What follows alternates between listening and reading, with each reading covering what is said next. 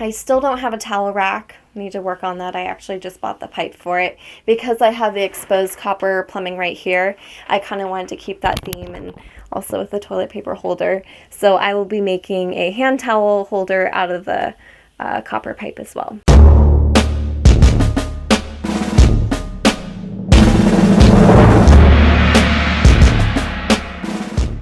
So for the basics of this project, my sister needed a custom towel holder for her tiny house and asked me if I'd be willing to help.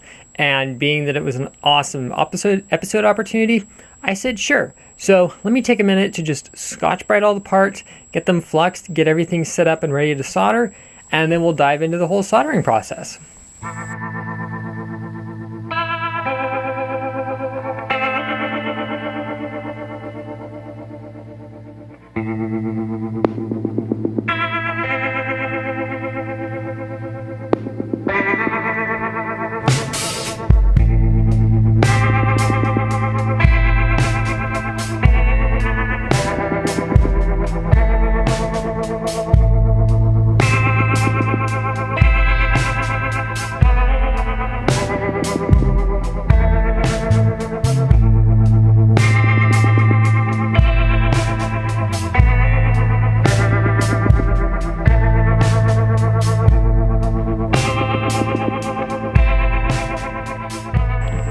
Okay, so minor update on the soldering part.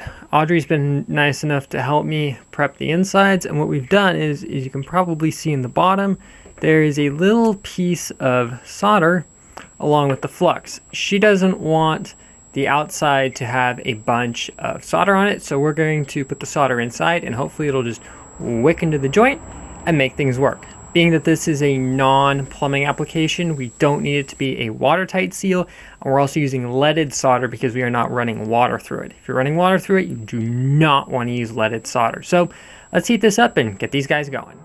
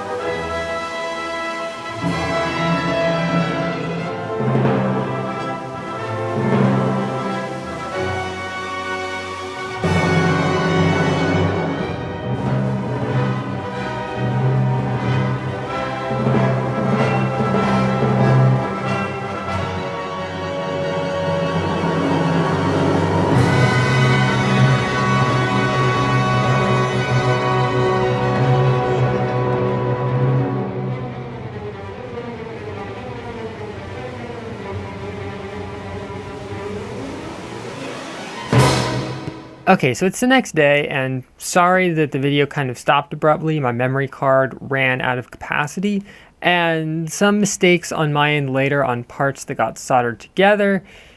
I've got this part completed. So what you can see is it is 4 elbow pieces, 5 straight pieces of pipe, and 2 end caps. So the way it's going to work is there's a bell mount that's going to go here and a bell mount that's going to go there, and the towel itself will drape right there.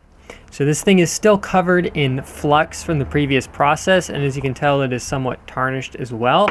So the next step will be coming along with a little bit of denatured alcohol and just wiping it down with a rag and getting all that old flux off.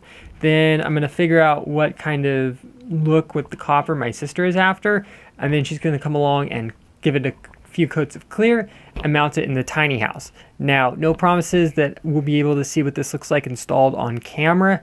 The reason why is because the Lowe's out here, and like every other hardware store, either had one of the mount that we wanted, so we only have one, or two, they didn't even have them.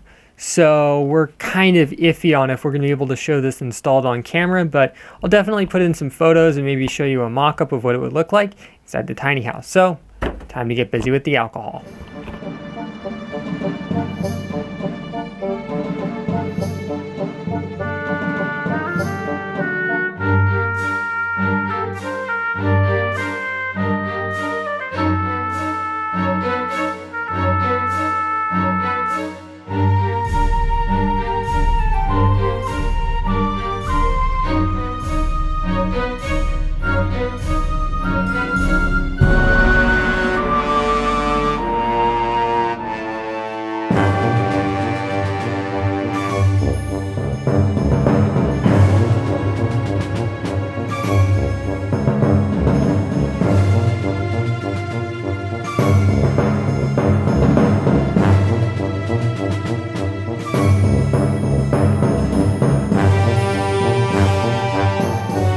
So one thing you'll notice on this is that there is some black flux on here. This is what happens when the flux gets too hot and it actually burns on with whatever contaminants are there. And there's 2 ways that you can remove this. One is in a pickling solution, which is usually either a vinegar or a citric acid or some kind of mild acidic solution that you soak the parts in, and it attacks at the parts. But I really don't know if this thing is watertight or not, and I really don't want to get liquid inside of it. So the other option is to use these abrasive pads. They're just a nylon pad with abrasive built in. They also work really good for scuffing up the surface of copper and brass and other materials before you go to solder them. If you go to buy them, literally find the cheapest pads you can buy on Amazon or online or wherever. Brand name really makes absolutely no difference in my opinion, and all you're really paying for is the name behind it. So that being said, I'm going to find out what kind of finish is desired on this, work on that, and then we're going to give it a couple of coats of clear and see what it looks like mounted in the tiny house. Okay, so I'm back from helping my dad out with some stuff, and I messaged my sister in the interim and asked her, hey, what kind of finish do you want on this? And she said, sort of a polished effect, you know, try and get some of the black spots off if you can. So I'm going to take some of this Brasso metal polish that my dad nabbed for free over at the Thousand Oaks Toxic Waste Reuse Program. I've got a whole video on that. I'll link to in a card up there. So I'm going to come along and just polish this up a little bit and then show you guys what the finished product looks like.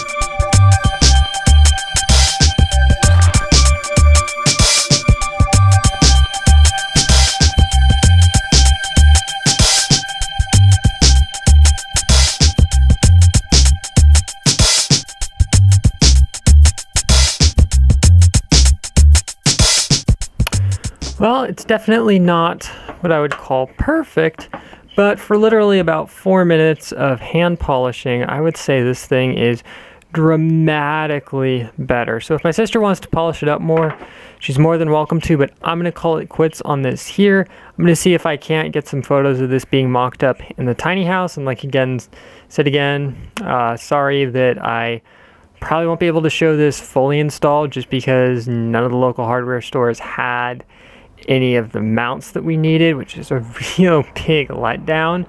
But, you know, that's just the way these projects go. So, hope you guys enjoyed this little mini episode of Make It with Calvin, building stuff for my sister's tiny house. And see you guys here next time.